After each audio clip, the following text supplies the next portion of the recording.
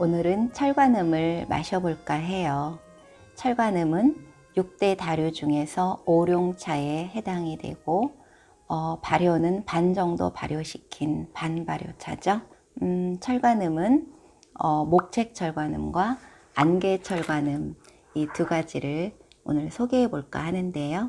원래 이 안개철관음은 청나라 때부터 안개 마을에, 중국의 안개 마을에서부터 만들어지기 시작했다고 합니다.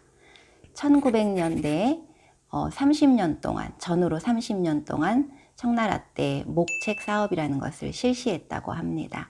그 사업의 내용은 안개 지방의 철관음 묘목을 대만의 목책 마을로 이식하는 그런 사업이었다고 하는데요. 그때부터 이 대만의 목책 철관음이 생산되기 시작했다고 해요. 그리고 철관음의 그 향에 따라서 크게 두 종류의 철관음으로 나뉘어질 수가 있어요. 이것은 같은 안개 철관음이에요. 같은 안개 철관음 중에서도 얘는 청향이고 얘는 농향 철관음입니다. 이 청향 철관음은 우려보면 탕색이 연두색이에요. 그리고 싱그러운 난향의 아주 아름다운 차맛을 내고 있지요. 그리고 이 농향 철관음은 탕색이 황갈색이고 난향보다는 조금 노트가 낮은 개화향 쪽에 가까운 철관음입니다.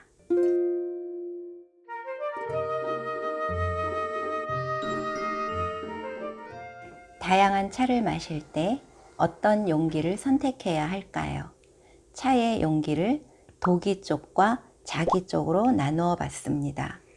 도자기라고 하는 말은요, 도기와 자기를 말해요. 이것은 도기고 이것은 자기죠. 도기는 숨을 쉬기 때문에 차 물을 흡수합니다. 향도 흡수하겠죠. 이 자기는 오히려 흡수하지 않고 내뿜는 성질이 있어요. 그리고 이건 중국차 마실 때 쓰는 자사오.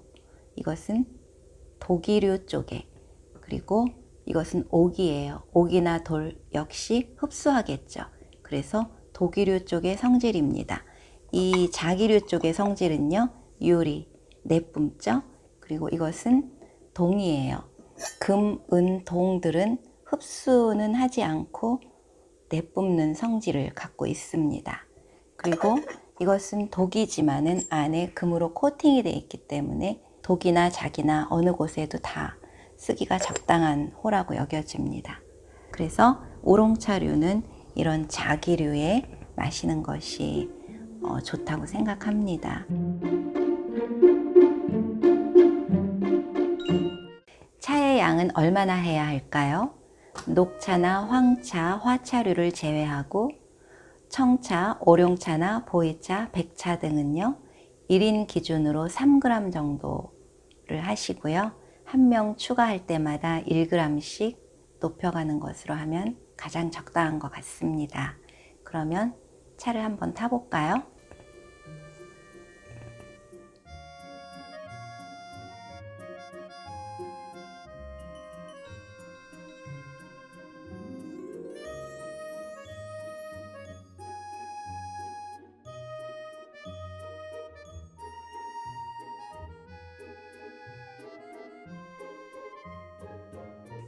철관음은 차기가 아주 강한 차이기 때문에 나이 드신 분들은 가끔 먹고 젊은이들에게 추천을 드립니다. 그리고 이 철관음은 식사가 아닌 이렇게 공복에 먹을 때는 강한 차기로 인하여 다식과 함께 곁들이면 아주 좋을 것 같아요. 같은 농향 철관음인 안개 철관음과 목책 철관음 맛을 한번 비교해 볼까요?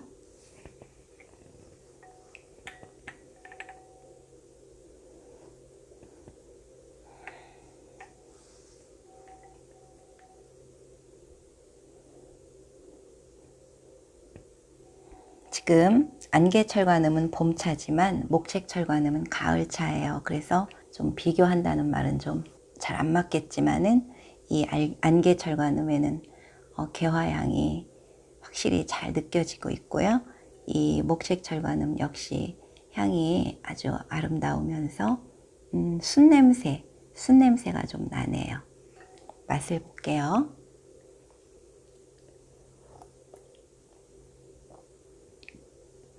아주 이 차가 아름다운 차라고 유명하더라고요.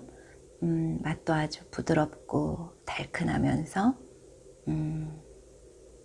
단침이 나오고 정말 좋습니다. 어디?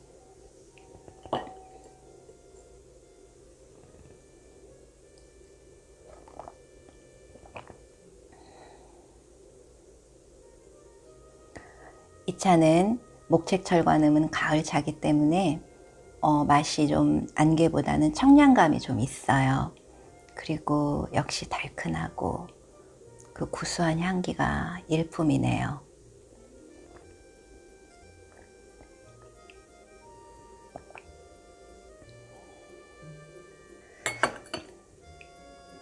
정말 봄에 이 철관음이 생각나더라고요. 아주 봄에 어울리는 좋은 차인 것 같습니다.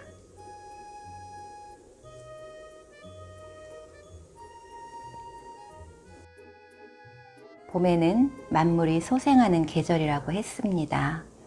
우리 이 봄에 씨 뿌리는 마음으로 격려와 감사와 고맙다는 말을 전해보는 게 어떤가 싶습니다. 먼저 자기 자신에게, 집에 있는 애완동물과 길을 가다가 보이는 나무나 풀들과 이름 모를 꽃들에게도 고마워 라고 한번 인사말을 전해볼까요? 고맙습니다.